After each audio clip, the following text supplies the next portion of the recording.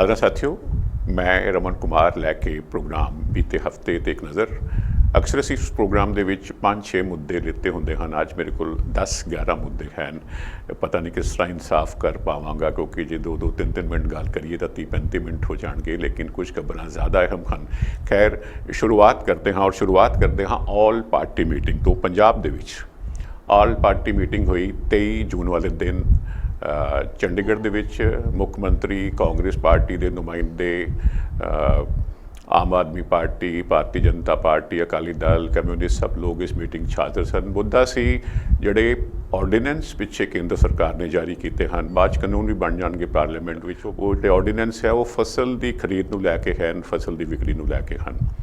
तो क्योंकि हुण लगता यह है कि नवे निज़ाम के जो मिनीमम सपोर्ट प्राइस जमींदार को किसान को मिलता है, खास तौर पर कणक झोने का, वो शायद अगों ना मिले। तो केंद्र सरकार तो ये आख रही है कि किसान की बेहतरी वास्ते किया जा रहा है कि हुण किसान को पंजाब तक महदूद नहीं रहना पेगा, एक देश एक मंडी हो जाएगी, वो अपनी फसल बाहर भी बेच सकेगा। लेकिन खतरा है, डर है। हुण तो है कि फसल जब तैयार होंगी तो पता होंदा उसने मार्केट जाके इसनूं फसल जी है सरकारी एजेंसी को देनी है तो मुकर्रर पैसे उन्होंने मिल जाने हैं। तो यह चोखा विरोध हो रहा है और इस मीटिंग के भी ये विरोध देखने को मिले। लेकिन कुछ एक रिपोर्टां ये दसदियां हैं कि अकाली दल काफ़ी कसूती स्थिति दे विच सी, क्योंकि वो एक पासे इस ऑर्डीनेंस दे हक विच बोल रहे हैं और एक पासे वो किसान के नाल भी खड़ा होना चाहते हैं। वैसे भी अकाली दल की बैकग्राउंड ही ये रही है कि उसने प्रांतां दे राजां दे वधेरे हकों वास्ते लड़ाई लड़ी है। लेकिन ये खेती विशा जोड़ा है जे ये ऑर्डीनेंस के पास होने नाल खेती विशा लगता है प्रांत का विषय नहीं है, ये केंद्र सरकार का विषय है। 4.5 घंटे मीटिंग चली। ज़्यादा तौर पर बीजेपी इसके खिलाफ बोल ही नहीं सी सकती, क्योंकि उन्होंने अपनी केंद्र में सरकार है। और इस मीटिंग के विच ये फैसला किया गया कि मुख मंत्री कैप्टन अमरिंदर सिंह होरां दी रहनुमाई दे विच एक ऑल पार्टी वफद जो है वो प्रधानमंत्री नरेंद्र मोदी नाल दिल्ली विच मुलाकात करेगा और उन्होंने रिक्वेस्ट की जाएगी, गुजारिश की जाएगी कि घट्टो घट्ट समर्थन मुल मिनीमम सपोर्ट प्राइस के नाल छेड़खानी ना की जाए और ये ऑर्डीनेंस वापस लेते जाएं।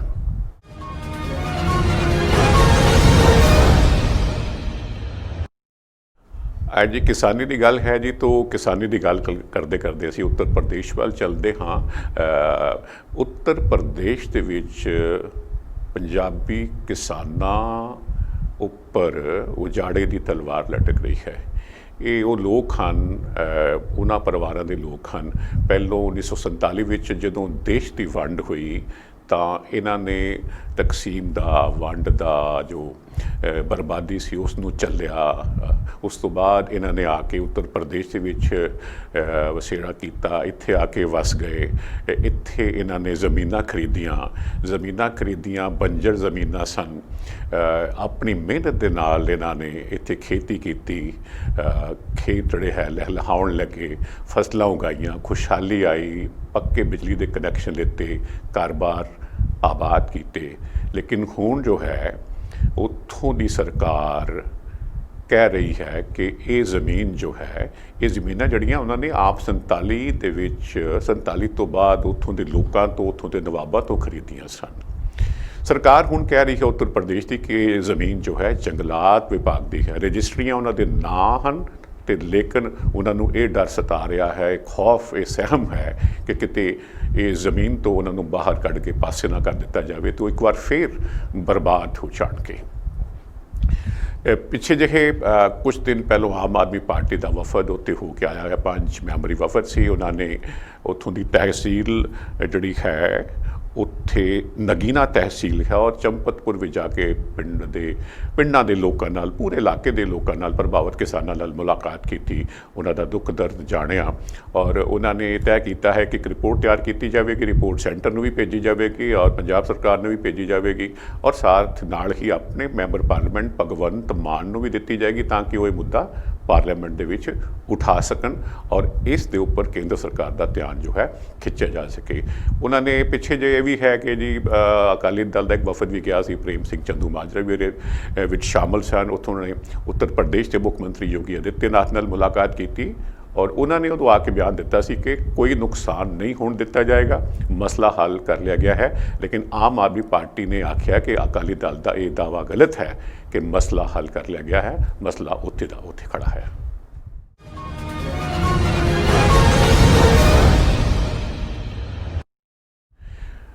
ਅਨੇਕ ਭਾਰਤੀਆਂ ਦਾ ਇਹ ਖੁਆਬ ਰਹਿੰਦਾ ਹੈ ਕਿ ਕਿਸੇ ਤਰੀਕੇ ਅਮਰੀਕਾ ਪਹੁੰਚ ਜਾਈਏ। ਲੋਕੀ ਗੈਰ ਕਾਨੂੰਨੀ ਢੰਗ ਨਾਲ ਵੀ ਜਾਂਦੇ ਹਨ, ਕੋਈ ਹੋਰ ਘਰਾਂ ਪਰਿਵਾਰਾਂ ਦੀ ਸਕੀਮਾਂ ਕੱਢ ਕੇ ਜਾਂਦੇ ਹਨ। ਕੁਝ ਲੋਕ ਜਿਹੜੇ ਸਟੂਡੈਂਟਸ ਨੇ ਜਾਂ ਪੜ੍ਹੇ ਲਿਖੇ ਪ੍ਰੋਫੈਸ਼ਨਲਸ ਨੇ, ਉਹਨਾਂ ਨੂੰ ਤਾਂਘ ਹੁੰਦੀ ਹੈ ਕਿ ਉਹਨਾਂ ਨੂੰ H1B ਵੀਜ਼ਾ ਮਿਲ ਜਾਵੇ ਤਾਂ ਕਿ ਉਹ ਉੱਥੇ ਜਾ ਕੇ ਅਮਰੀਕਾ ਦੇ ਵਿੱਚ ਕੰਮ ਕਰ ਸਕਣ, ਨੌਕਰੀ ਕਰ ਸਕਣ।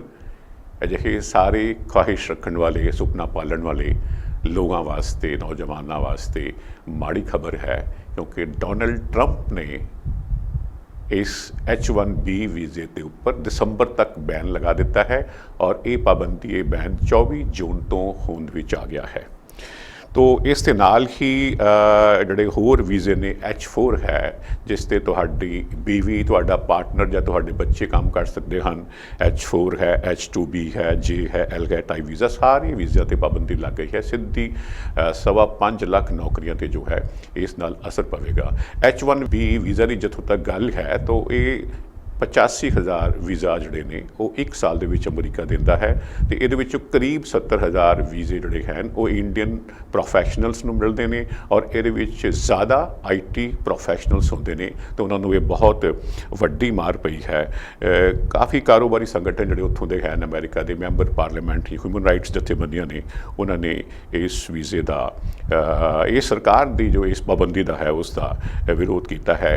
ਟਰੰਪ ਹੋਰਾਂ ਦੀ ਨਜ਼ਰ ਆਪਣੇ ਵੋਟਰਸ 'ਤੇ ਹੈ, ਕਿਉਂਕਿ ਅਮਰੀਕਾ ਦੇ ਵਿੱਚ ਨਵੰਬਰ ਦੇ ਵਿੱਚ ਚੋਣਾਂ ਹੋਣੀਆਂ ਹਨ ਅਤੇ ਉਹ ਸ਼ੁਰੂ ਤੋਂ ਵੀ ਜਦੋਂ ਪਿਛਲੀ ਵਾਰ ਜਦੋਂ ਪ੍ਰੈਜ਼ੀਡੈਂਟ ਬਣੇ ਤਾਂ ਤਬ ਵੀ ਉਹਨਾਂ ਨੇ ਕਿਹਾ ਸੀ ਕਿ ਜਿਹੜੀਆਂ ਨੌਕਰੀਆਂ ਅਮਰੀਕਾ ਦੇ ਵਿੱਚ ਅਮਰੀਕੀ ਲੋਕਾਂ ਕੋਲ ਹੀ ਰਹਿਣੀਆਂ ਚਾਹੀਦੀਆਂ ਹਨ। ਹੁਣ ਕਿਉਂਕਿ ਇਲੈਕਸ਼ਨਸ ਨੇੜੇ ਆ ਗਏ ਨੇ ਤਾਂ ਉਹਨਾਂ ਨੇ ਇਹ ਅਜਿਹਾ ਫੈਸਲਾ ਲਿਆ ਹੈ ਤਾਂ ਕਿ ਉਹ ਵੋਟਰਾਂ ਨੂੰ ਆਪਣੇ ਹੱਕ ਵਿੱਚ ਕਰ ਸਕਣ। ਔਰ ਉਹ ਇਹ ਵੀ ਆਖ ਰਹੇ ਹਨ ਕਿਉਂਕਿ ਅਮਰੀਕਾ ਦੇ ਵਿੱਚ ਕਰੋਨਾ ਵਾਇਰਸ ਕਰਕੇ ਲੱਖਾਂ ਕਰੋੜਾਂ ਨੌਕਰੀਆਂ ਗਈਆਂ ਹਨ, ਤਾਂ ਜ਼ਾਹਿਰਾ ਤੌਰ 'ਤੇ ਤਰਜੀਹ ਜੋ ਹੈ ਮੈਂ ਆਪਣੇ ਇੱਥੋਂ ਦੇ ਅਮਰੀਕਾ ਦੇ ਲੋਕਾਂ ਨੂੰ ਦਿਆਂਗਾ।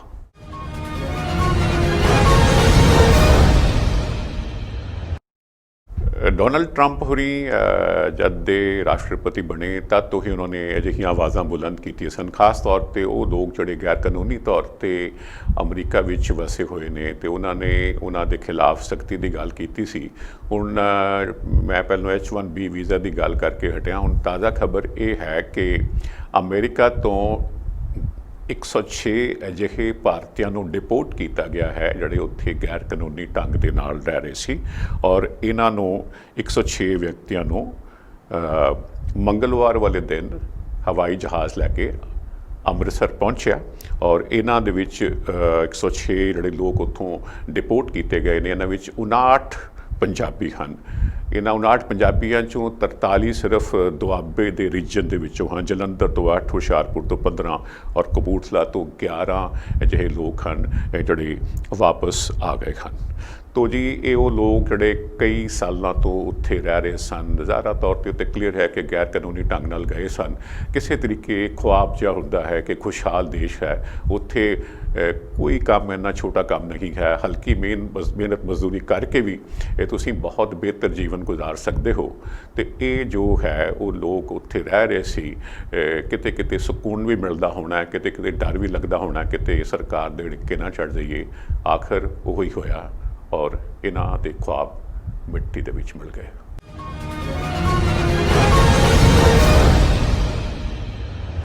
ਇਹ ਖਬਰ ਅਮਰੀਕਾ ਦੇ ਪ੍ਰਾਂਤ ਨਿਊ ਮੈਕਸੀਕੋ ਤੋਂ ਹੈ ਜੀ। ਨਿਊ ਮੈਕਸੀਕੋ ਦਾ ਸ਼ਹਿਰ ਹੈ ਸੈਂਟਾ ਫੇ। ਬਲਜੀਤ ਸਿੰਘ ਹੋਰਿਆਂ ਦੀ ਨਫ਼ਰਤ ਦਾ ਸ਼ਿਕਾਰ ਹੋਏ ਨੇ। ਬਲਜੀਤ ਸਿੰਘ ਹੋਰਾਂ ਦਾ ਇੱਥੇ ਰੈਸਟੋਰੈਂਟ ਹੈ, ਰੈਸਟੋਰੈਂਟ ਦਾ ਨਾਂ ਹੈ ਇੰਡੀਆ ਪੈਲੇਸ ਰੈਸਟੋਰੈਂਟ ਔਰ ਇੱਥੇ ਗੋਰਿਆਂ ਨੇ ਆ ਕੇ ਨਫ਼ਰਤੀ ਸੁਨੇਹੇ ਲਿਖੇ, ਚੰਗੀ ਰੱਜ ਕੇ ਭੰਨ ਤੋੜ ਕੀਤੀ ਔਰ ਕਰੀਬ ਦੱਸਦੇ ਹਨ ਕਿ ਬਲਜੀਤ ਸਿੰਘ ਹੋਰਾਂ ਦਾ $1 ਲੱਖ ਦਾ ਨੁਕਸਾਨ ਹੋਇਆ ਹੈ। Sikh American legal defence and education fund ਦੀ ਜੋ ਐਗਜ਼ੈਕਟਿਵ ਡਾਇਰੈਕਟਰ ਹੈ ਕਿਰਨ ਕੌਰ ਗਿੱਲ ਹੋਰਾਂ ਨੇ ਵੀ ਇਸ ਮਾੜੇ ਕਾਰੇ ਦੀ ਨਿਖੇਧੀ ਕੀਤੀ ਹੈ। ਇਹਨਾਂ ਗੋਰਿਆਂ ਨੇ ਆ ਕੇ ਜੀ ਉੱਥੇ ਬਹੁਤ ਜ਼ਿਆਦਾ ਬਹੁਤ ਕੁਝ ਮਾੜਾ ਕੀਤਾ। ਰੈਸਟੋਰੈਂਟ ਦੇ ਮੇਜ਼ ਜੋ ਹੈ ਨੇ ਉਹ ਇਹਨਾਂ ਨੇ ਪਲਟਾ ਦਿੱਤੇ, ਵਾਈਨ ਰੈਕ ਖਾਲੀ ਕਰ ਦਿੱਤੇ, ਕੰਪਿਊਟਰ ਚੋਰੀ ਕਰ ਲਏ, ਰਸੋਈ ਦੇ ਵਿੱਚ ਬਹੁਤ ਰੱਜ ਕੇ ਭੰਨ ਤੋੜ ਕੀਤੀ। ਔਰ ਬਲਜੀਤ ਸਿੰਘ ਹੋਰੀ ਦੱਸਦੇ ਨੇ ਕਿ ਕੰਧਾਂ 'ਤੇ, ਦਰਵਾਜ਼ਿਆਂ 'ਤੇ, ਕਾਊਂਟਰ 'ਤੇ ਉਹਨਾਂ ਨੇ ਨਫ਼ਰਤੀ ਪੈਗਾਮ ਲਿਖ ਦਿੱਤੇ, white power, Trump 2020, go home. So ਜੀ ਇਹ ਵੀ ਜ਼ਿਕਰ ਕਰਨਾ ਬਣਦਾ ਹੈ ਕਿ ਇਹ ਸੈਂਟਾ ਫੇ ਜਿਹੜਾ ਇਲਾਕਾ ਹੈ ਇਹ ਭਾਈਚਾਰਕ ਸਾਂਝ ਲਈ ਜਾਣਿਆ ਜਾਂਦਾ ਹੈ ਔਰ 1960 ਤੋਂ ਲੈ ਕੇ ਸਿੱਖ ਭਾਈਚਾਰੇ ਦੇ ਲੋਕ ਜਿਹੜੇ ਨੇ, ਪੰਜਾਬੀ ਲੋਕ, ਉੱਥੇ ਰਹਿ ਰਹੇ ਹਨ।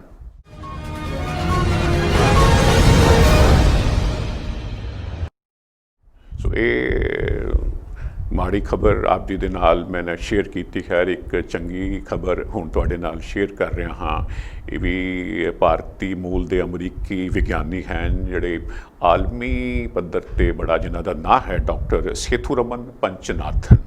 ਸੋ ਜੀ ਵਧੀਆ ਖਬਰ ਇਹ ਹੈ ਕਿ ਸੇਥੁਰਮਨ ਪੰਚਨਾਥਨ ਨੂੰ ਅਮਰੀਕਾ ਦੀ ਨੈਸ਼ਨਲ ਸਾਇੰਸ ਫਾਊਂਡੇਸ਼ਨ ਦਾ ਡਾਇਰੈਕਟਰ ਨਾਮਜ਼ਦ ਕੀਤਾ ਗਿਆ ਹੈ। ਇਹ US ਪਾਰਲੀਮੈਂਟ ਨੇ ਇਹ ਮਨਜ਼ੂਰੀ ਦੇਣੀ ਹੁੰਦੀ ਹੈ ਔਰ US ਪਾਰਲੀਮੈਂਟ ਨੇ ਇਹ ਮਨਜ਼ੂਰੀ ਵੀ ਫਾਸਟ ਟਰੈਕ 'ਤੇ ਕੰਮ ਕਰਦਿਆਂ ਹੋਏ ਦਿੱਤੀ, ਸੈਨੇਟ ਨੇ ਵੀ। ਇੰਨਾ ਜ਼ਿਆਦਾ ਉਹਨਾਂ ਦੀ ਅੱਛੀ ਰੈਪੂਟੇਸ਼ਨ ਹੈ ਕਿ ਇੱਕ ਤਾਂ ਫਾਸਟ ਟਰੈਕ ਕੀਤਾ ਗਿਆ ਔਰ ਦੂਸਰਾ ਉਹਨਾਂ ਦੇ ਨਾਂ ਨੂੰ ਸਰਬਸੰਮਤੀ ਦੇ ਨਾਲ ਪਾਸ ਕਰ ਦਿੱਤਾ ਗਿਆ। ਬੜਾ ਵਕਾਰੀ ਰੁਤਬਾ ਹੈ, ਬੜਾ ਵਕਾਰੀ ਅਹੁਦਾ ਹੈ। ਇਸ ਗੱਲ ਦਾ ਅੰਦਾਜ਼ਾ ਇਸ ਫਾਊਂਡੇਸ਼ਨ ਦੇ ਬਜਟ ਤੋਂ ਲਗਾਇਆ ਜਾ ਸਕਦਾ ਹੈ। ਜਿਸ ਨੈਸ਼ਨਲ ਸਾਇੰਸ ਫਾਊਂਡੇਸ਼ਨ ਦੇ ਜਿਹੜੇ ਡਾਇਰੈਕਟਰ ਬਣੇ ਹਨ ਸੇਥੁਰਮਨ ਪੰਚਨਾਥਨ ਹੋਰੀ, ਇਸ ਸਾਇੰਸ ਫਾਊਂਡੇਸ਼ਨ ਦਾ ਸਾਲਾਨਾ ਬਜਟ ਹੈ ਕਰੀਬ $7.5 ਮਿਲੀਅਨ।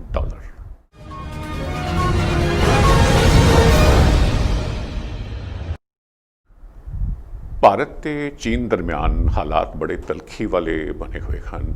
ਭਾਰਤ ਚੀਨ ਦੀ ਬਹੁਤ ਵੱਡੀ ਸਰਹੱਦ ਹੈ। ਇਹ ਬਹੁਤੇ ਕਰਕੇ ਸਰਹੱਦ ਜਿਹੜੀ ਹੈ ਇਹਨੂੰ ਆਈਡੈਂਟੀਫਾਈ ਨਹੀਂ ਕੀਤਾ ਗਿਆ, ਨਿਸ਼ਾਨਦੇਹੀ ਨਹੀਂ ਕੀਤੀ ਗਈ। 3400 ਕਿਲੋਮੀਟਰ ਦੇ ਵਿੱਚ ਇਹ ਲਾਈਨ ਆਫ ਐਕਚੁਅਲ ਕੰਟਰੋਲ ਦੇ ਨਾਂ ਨਾਲ ਜਾਣੀ ਜਾਂਦੀ ਹੈ।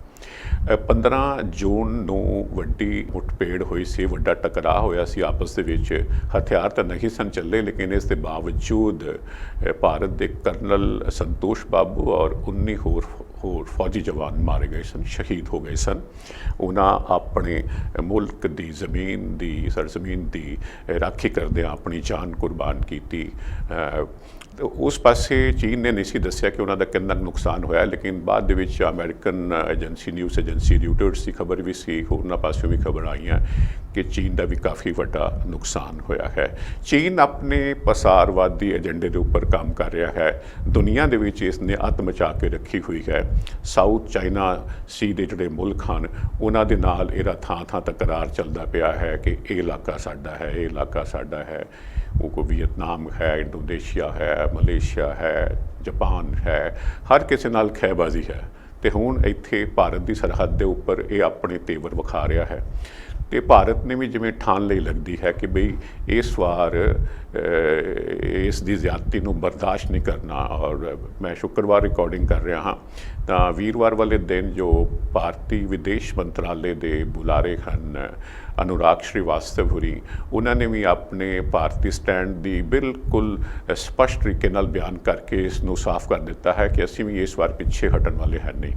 ਉਹਨਾਂ ਆਖਿਆ ਕਿ ਮਈ ਮਹੀਨੇ ਦੇ ਸ਼ੁਰੂ ਵਿੱਚ ਜਿਸ ਤਰ੍ਹਾਂ ਰੂਟੀਨ ਦੇ ਵਿੱਚ ਭਾਰਤੀ ਫੌਜੀ ਪੈਟਰੋਲਿੰਗ ਕਰ ਰਹੇ ਹੁੰਦੇ ਹਨ ਤਾਂ ਉਹ ਪੈਟਰੋਲਿੰਗ ਕਰ ਰਹੇ ਸੀ ਅਤੇ ਜਾਣ-ਬੁੱਝ ਕੇ ਪੰਗਾ ਲਿਆ ਚੀਨ ਦੇ ਫੌਜੀਆਂ ਨੇ ਔਰ ਬਗੈਰ ਕਿਸੇ ਕਾਰਨ ਦੇ ਕਿੰਤੂ ਪਰੰਤੂ ਕੀਤਾ ਕਿ ਤੁਸੀਂ ਗਲਤ ਕਰ ਰਹੇ ਹੋ, ਜਦ ਕਿ ਅਜਿਹਾ ਕੁਝ ਗਲਤ ਨਹੀਂ ਸੀ ਕੀਤਾ ਜਾ ਰਿਹਾ। ਔਰ ਫਿਰ ਉਸ ਤੋਂ ਬਾਅਦ ਮਿਡ ਮਈ ਦੇ ਵਿੱਚ 15 ਮਈ ਦੇ ਆਸ-ਪਾਸ ਜੋ ਹੈ ਅਨੁਰਾਗ ਸ਼੍ਰੀਵਾਸਤਵ ਹੋਰਾਂ ਦਾ ਕਹਿਣਾ ਹੈ ਭਾਰਤੀ ਵਿਦੇਸ਼ ਮੰਤਰਾਲੇ ਦੇ ਬੁਲਾਰੇ ਦਾ ਕਿ ਇਹਨਾਂ ਨੇ ਜਿਹੜੀ ਲਾਈਨ ਆਫ ਐਕਚੁਅਲ ਕੰਟਰੋਲ ਜਿਸ ਬਾਰੇ ਸਾਡੀ ਸਹਿਮਤੀ ਹੈ ਉਸ ਇਲਾਕੇ ਦੇ ਵਿੱਚ ਜਾਣਬੁੱਝ ਕੇ ਛੇੜਾਖਾਨੀ ਕੀਤੀ ਔਰ ਇਲਾਕੇ 'ਤੇ ਕਬਜ਼ਾ ਕਰਨ ਦੀ ਕੋਸ਼ਿਸ਼ ਕੀਤੀ। ਬਾਅਦ ਦੇ ਵਿੱਚ ਫਿਰ ਤਾਂ ਕਿ ਕਿਤੇ ਹਾਲਾਤ ਖਰਾਬ ਨਾ ਹੋਣ, ਵਿਗੜਨ ਨਾ, ਤੇ ਦੋਹਾਂ ਦੇਸ਼ਾਂ ਦੇ ਜਰਨੈਲਾਂ ਦੀ ਕੋਰ ਕਮਾਂਡਰਸ ਦੀ ਮੀਟਿੰਗ ਹੋਈ ਜੂਨ ਮਹੀਨੇ ਦੇ ਸ਼ੁਰੂ ਵਿੱਚ ਕਿ ਕਿਵੇਂ ਜਿਹੜੀ ਗੱਲ ਫਸਦੀ ਜਾ ਰਹੀ ਹੈ ਨਾ ਫਸੇ ਤੇ ਡਿਸਐਂਗੇਜ ਕੀਤਾ ਜਾਵੇ। ਲੇਕਿਨ ਇਸ ਤੋਂ ਬਾਅਦ ਜਿਵੇਂ ਮੈਂ ਪਹਿਲਾਂ ਜ਼ਿਕਰ ਕੀਤਾ 15 ਜੂਨ ਨੂੰ ਹੋਰ ਵੱਡਾ ਟਕਰਾਅ ਹੁੰਦਾ ਹੈ ਔਰ ਵੱਡੀਆਂ ਜਾਨਾਂ ਜਿਹੜੀਆਂ ਹਨ ਇਸ ਪਾਸੇ ਵੀ ਔਰ ਉਸ ਪਾਸੇ ਵੀ ਜਾਨਾਂ ਜਾਂਦੀਆਂ ਹਨ ਔਰ ਕੋਈ ਵੀ ਚੀਨ ਔਰ ਭਾਰਤ ਪਿੱਛੇ ਨਹੀਂ ਹਟ ਰਹੇ। ਭਾਰਤ ਨੇ ਵੀ ਪੱਕੀ ਜਿਵੇਂ ਮੈਂ ਆਖਿਆ ਹੈ ਕਿ ਧਾਰ ਕੇ ਰੱਖੀ ਇਸ ਵਾਰ ਔਰ ਸਮੁੱਚੀ ਵੱਡੇ ਇਲਾਕੇ ਵਿੱਚ ਫੈਲੀ ਹੋਈ ਸਰਹੱਦ ਜਿਹੜੀ ਹੈ ਲਾਈਨ ਆਫ ਐਕਚੁਅਲ ਕੰਟਰੋਲ ਉੱਥੇ ਚੀਨ ਵੱਲੋਂ ਵੀ ਔਰ ਭਾਰਤ ਵੱਲੋਂ ਵੀ ਜੋ ਹੈ ਫੌਜਾਂ ਦੀ ITBP ਜਿਹੜੀ ਇੰਡੋ ਤਿੱਬਤਨ ਬਾਰਡਰ ਪੁਲਿਸ ਹੈ ਫੌਜ ਦੇ ਨਾਲ ਉਸ ਦੀ ਨਫਰੀ ਵਧਾਈ ਜਾ ਰਹੀ ਹੈ। ਇੱਥੋਂ ਤੱਕ ਕਿ ਭਾਰਤ ਨੇ ਜਿਹੜੇ ਲੜਾਕੂ ਜਹਾਜ਼ ਨੇ ਉਹ ਵੀ ਆਪਣੇ ਸ਼੍ਰੀਨਗਰ ਔਰ ਲੇਹ ਦੇ ਹਵਾਈ ਅੱਡੇ 'ਤੇ ਤੈਨਾਤ ਕੀਤੇ ਹਨ। तो बड़ा सेंसिटिव मुद्दा है, बड़ा संवेदनशील मुद्दा है, बड़ा पेचीदा मुद्दा है और ये दोहें देश दुनिया की सब तो वध आबादी वाले देश हैं। उत्थे अथॉरिटेरियन रूल है, साडे इत्थे लोक राज है और ये भी गल नाल है कि दोवें न्यूक्लियर पावर्स हैं। सो आस की जाती है कि हालात ज़्यादा विगड़न ना, लेकिन जे किते किसी थां ते भी किते कोई उकसाहट पैदा होती है तो सिचुएशन फ्लेयर अप हो सकती है।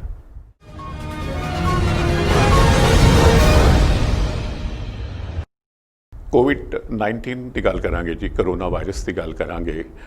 महामारी है, दुनिया के सारे ही देश बुरी तरह प्रभावित हैं। अमरीका किते बाकी मुल्कों तो बहुत ज़्यादा प्रभावित है और निरंतर नवे केसां की गिनती वधदी जा रही है, मौतों की गिनती वधदी जा रही है। वैक्सीन कोई है नहीं, इलाज कोई है नहीं, दवाई कोई है नहीं। ये वक्री गल है कि अमेरिका च, UK they which, India which, अनेक देशों दे विच, चीन दे विच वैक्सीन दे वास्ते जोर शोर नाल काम चल रहा है, लेकिन दूर है अजे वैक्सीन का मार्केट दे विच आउणा। इस वेले आलमी पद्धर ते हालात ये हैं जी कि दुनिया दे विच प्रभावित केसां की गिनती करोड़ के नेड़े, 1 करोड़ के नेड़े तेड़े पहुँचण वाली है। जो मैं प्रोग्राम फ्राइडे शुक्रवार रिकॉर्ड कर रहा हाँ तो 96 लाख मरीज़ इस दी जद विच आ चुके सन। 96 लाख तो आंकड़ा पार हो चुकिया होया सी और विश्व पद्धर ते मौतां करीब 5 लाख हो चुकियां हैं। तो जे असीं हुण गल करिए अमेरिका की, तो अमेरिका दे विच मैं जे एग्जैक्ट नंबर तुहाडे नाल शेयर करां तो सवेरे जो मैं देख रहा सी तो अमरीका दे विच, सिर्फ अमरीका दे विच 24,52,567 लोग जो है वो केस रिपोर्ट हो चुके हैं। जब तक प्रोग्राम टैलीकास्ट होएगा ज़्यादा तौर पर गिनती वध गई होएगी। दुख की गल है और अजे भी अमेरिका च रोज़ 600, 700, 800 तक मौतां जो है इस खतरनाक बीमारी करके रिपोर्ट हो रही हैं और सवेर वेले मौतां की गिनती जो सी वो सी 1,25,796। तो अमेरिका दे विच 6,63,562 लोग सेहतयाब भी होए हैं, तंदुरुस्त होकर घरां नूं भी परते हैं। तो ये है जी विश्व के बाद अमेरिका और अमेरिका के बाद जे मैं इंडिया की गल करां तो इंडिया दे विच वीरवार शाम तक बहुत हालात इत्थे भी विगड़ते जा रहे हैं। रोज़ एक माड़े कारण करके नवा रिकॉर्ड कायम हो रहा है। रिकॉर्ड इन द सेंस कि गिनती वधदी जा रही है। पिछले एक दिन जे कि 1000 सी तो फिर 1100 रिपोर्ट हो रही सी, फिर असी ये होया कि 10,000 हुई तो 11,000 रिपोर्ट होने लगे एक दिन के। हूँ जे मैं ताज़ा गल करा तो सिर्फ वीरवार का जे आंकड़ा लईए तो 16,922 केस एक दिन के रिपोर्ट हुए हैं और 418 मौतां एक दिन के। कुल मौतों की गिनती भारत के भी 15,000 के पार जा चुकी है। इधर पंजाब के भी थोड़ी थोड़ी गिनती वधदी चली जा रही है। इस वेले पंजाब के कुल मरीज़ इस वायरस करके 4800 हैं। काफ़ी लोग घरां नूं जा चुके हैं, थोड़े एक्टिव केस हैं और पंजाब दे विच जब तक मैं प्रोग्राम रिकॉर्ड कर रहा था तो 125 मौतां रिपोर्ट की जा चुकी सन।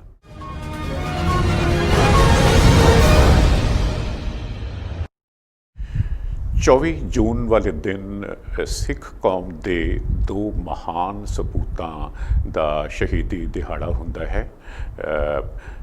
24 जून का मैं जिक्र कर रहा हाँ तो इस वरे जे असी 24 जून की गल करिए तो बंदा सिंह बहादुर ਹੋਰਾਂ ਦੀ 304ਵੀਂ ਸ਼ਹੀਦੀ ਵਰ੍ਹੇਗੰਢ ਸੀ। ਇਸੇ ਤਰ੍ਹਾਂ ਭਾਈ ਮਣੀ ਸਿੰਘ ਹੋਰਾਂ ਦੀ 286ਵੀਂ ਸ਼ਹੀਦੀ ਵਰ੍ਹੇਗੰਢ ਸੀ।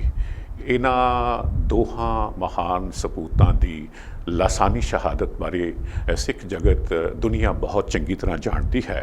ਬੰਦਾ ਸਿੰਘ ਬਹਾਦਰ ਹੋਰੀ ਸ਼੍ਰੀ ਗੁਰੂ ਗੋਬਿੰਦ ਸਿੰਘ ਹੋਰਾਂ ਦੇ ਪਰਮ ਸੇਵਕ ਸਨ, ਪਹਿਲੇ ਸਿੱਖ ਰਾਜ ਦੇ ਸੰਸਥਾਪਕ ਸਨ ਔਰ ਜਿੰਨੇ ਤਸੀਹੇ ਉਹਨਾਂ ਨੇ ਝੱਲੇ, ਜਿੰਨੀ ਮਾਰ ਉਹਨਾਂ ਨੇ ਖਾਧੀ, ਉਫ ਕਦੇ ਨਹੀਂ ਕੀਤਾ। ਔਰ ਉਹ ਇਹ ਬੰਦਾ ਸਿੰਘ ਬਹਾਦਰ ਉਹ ਸ਼ਖਸੀਅਤ ਸਨ ਜਿਨ੍ਹਾਂ ਨੇ ਸਰਹੰਦ ਦੀ ਇੱਟ ਦੇ ਨਾਲ ਇੱਟ ਖੜਕਾਈ ਸੀ ਔਰ ਸਾਹਿਬਜ਼ਾਦਿਆਂ ਦੀ ਸ਼ਹਾਦਤ ਦਾ ਬਦਲਾ ਲਿੱਤਾ ਸੀ। ਆਖਰ ਤੱਕ ਲੜਦੇ ਰਹੇ। ਜਦੋਂ ਉਹਨਾਂ ਨੂੰ ਗ੍ਰਿਫਤਾਰ ਕਰ ਲਿਆ ਜਾਂਦਾ ਹੈ, ਪੰਜਾਬ ਤੋਂ ਦਿੱਲੀ ਲਿਜਾਇਆ ਜਾਂਦਾ ਹੈ, ਉਹਨਾਂ ਦੇ ਸਾਹਮਣੇ ਉਹਨਾਂ ਦੇ ਸਾਥੀਆਂ ਨੂੰ ਇੱਕ ਇੱਕ ਕਰਕੇ ਮਾਰਿਆ ਜਾਂਦਾ ਹੈ, ਪਿੰਜਰੇ 'ਚ ਲਿਜਾ ਕੇ ਉਹਨਾਂ ਦਾ ਜਲੂਸ ਕੱਢਿਆ ਜਾਂਦਾ ਹੈ ਔਰ ਉਹਨਾਂ ਦੇ ਸਾਹਮਣੇ ਹੀ ਉਹਨਾਂ ਦੇ ਮਾਸੂਮ ਬੇਟੇ ਬਾਲਕ ਦੇ ਜਿਸਮ ਨੂੰ ਚੀਰ ਦਿੱਤਾ ਜਾਂਦਾ ਹੈ, ਉਹਨਾਂ ਦੀ ਜ਼ੁਬਾਨ ਕੱਟ ਲਈ ਜਾਂਦੀ ਹੈ, ਉਹਨਾਂ ਦੀਆਂ ਅੱਖਾਂ ਕੱਢ ਲਈਆਂ ਜਾਂਦੀਆਂ ਹਨ, ਉਹਨਾਂ ਦੇ ਹੱਥ ਪੈਰ ਚੀਰ ਦਿੱਤੇ ਜਾਂਦੇ ਹਨ। ਪਰ ਉਹ ਉਹਨਾਂ ਈਨ ਨਹੀਂ ਮੰਨੀ। ਉਹਨਾਂ ਆਖਿਆ ਕਿ ਮੇਰਾ ਤਾਂ ਕੁਛ ਹੈ ਹੀ ਨਹੀਂ, ਜੋ ਕੁਛ ਹੈ ਸਭ ਕੁਛ ਗੁਰੂ ਦਾ ਹੈ, ਸਾਰਾ ਕੁਛ ਗੁਰੂ ਸਾਹਿਬਾਨ ਦਾ ਹੈ। ਤੋ ਅਜਿਹੀ ਸ਼ਹਾਦਤ ਸੀ ਉਹਨਾਂ ਦੀ, ਲਾਸਾਨੀ ਸ਼ਹਾਦਤ ਸੀ। ਔਰ ਇਸੇ ਤਰ੍ਹਾਂ ਭਾਈ ਮਣੀ ਸਿੰਘ ਹੋਰੀ ਵੀ ਉਹਨਾਂ ਦਾ ਵੀ ਜੀਵਨ ਜੋ ਹੈ ਜ਼ੁਲਮ ਜਬਰ ਦੇ ਖਿਲਾਫ ਲੜਦਿਆਂ ਬੀਤਿਆ ਲੰਮਾ ਜੀਵਨ ਸੀ, 90 ਸਾਲ ਦਾ। ਔਰ 90 ਸਾਲ ਦੀ ਉਮਰ ਦੇ ਵਿੱਚ ਜਿਵੇਂ ਮੈਂ ਜ਼ਿਕਰ ਕੀਤਾ ਹੈ 24 ਜੂਨ 1734 ਈਸਵੀ ਦੇ ਵਿੱਚ ਉਹ ਵੀ ਇਸੇ ਤਰ੍ਹਾਂ ਬਨ ਕਟਵਾ ਕੇ ਜੋ ਹੈ ਸ਼ਹੀਦੀ ਪ੍ਰਾਪਤ ਕਰਦੇ ਹਨ। ਉਹਨਾਂ ਦੇ 12 ਭਰਾ ਸਨ, 11 ਨੇ ਸ਼ਹੀਦੀ ਪ੍ਰਾਪਤ ਕੀਤੀ।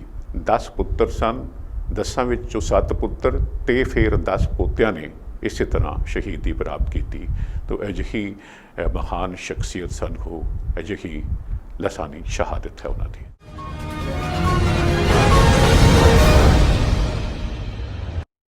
ਬਿੱਟੂ ਦੇਵਗਨ ਹੋਰੀ ਬੜੇ ਆਲਾ ਕਲਾਕਾਰ ਹਨ ਜੀ, ਇਸ ਸਾਜ਼ਾਂ ਨੂੰ ਪਿਆਰ ਕਰਨ ਵਾਲੇ, ਔਰ ਅਮਰੀਕਾ ਵਿੱਚ ਰਹਿੰਦੇ ਹਨ ਔਰ ਵੱਡੇ ਪੰਜਾਬੀ ਗਾਇਕਾਂ ਦੇ ਨਾਲ ਇਹਨਾਂ ਨੇ ਕੰਮ ਕੀਤਾ ਹੈ। ਉਹਨਾਂ ਦੇ ਨਾਲ ਯਾਰਾਨਾ ਰਿਸ਼ਤੇ ਵੀ ਹਨ। ਸਾਡੇ ਵੱਡੇ ਫਨਕਾਰ ਲੋਕ ਜਦੋਂ ਅਮਰੀਕਾ ਜਾਂਦੇ ਹਨ ਤਾਂ ਇਹਨਾਂ ਕੋਲ ਉਹਨਾਂ ਦਾ ਉੱਠਣਾ ਬੈਠਣਾ ਰਹਿਣਾ ਕਰਨਾ ਵੀ ਹੁੰਦਾ ਹੈ।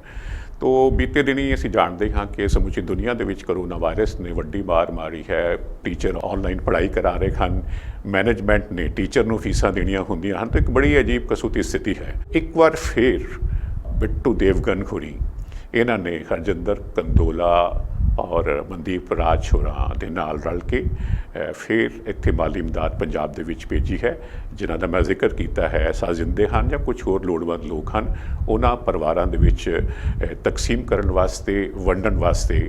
ਔਰ ਇਹਨਾਂ ਪਰਿਵਾਰਾਂ ਦੇ ਜੀਆਂ ਨੇ, ਬੱਚਿਆਂ ਨੇ ਇਹਨਾਂ ਦੇ ਇਸ ਉਪਰਾਲੇ ਦਾ ਧੰਨਵਾਦ ਕੀਤਾ ਹੈ।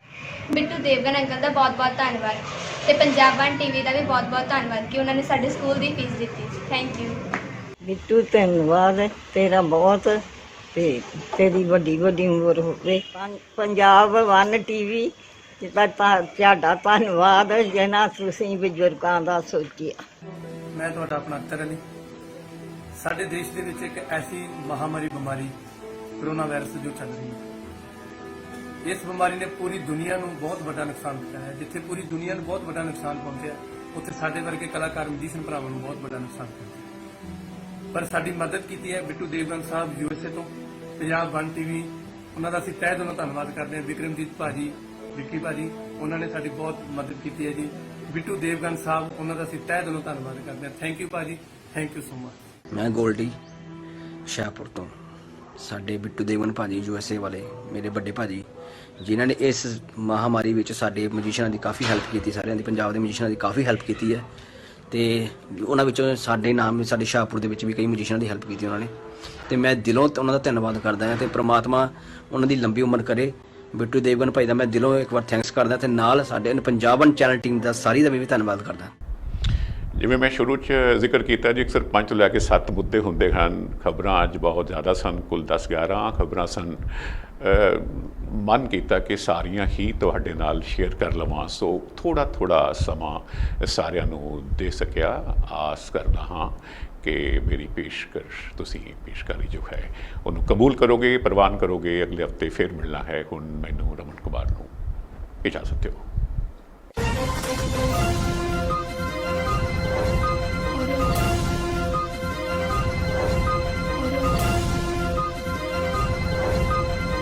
ਪੰਜਾਬ 1 ਟੀਵੀ ਦੇ YouTube ਚੈਨਲ ਨੂੰ ਸਬਸਕ੍ਰਾਈਬ ਕਰੋ ਅਤੇ ਬੈਲ ਆਈਕਨ ਤੇ ਕਲਿੱਕ ਕਰੋ ਤਾਂ ਕਿ ਤੁਹਾਨੂੰ ਹੋਰ ਪ੍ਰੋਗਰਾਮਸ ਦੀ ਅਪਡੇਟ ਮਿਲ ਸਕੇ।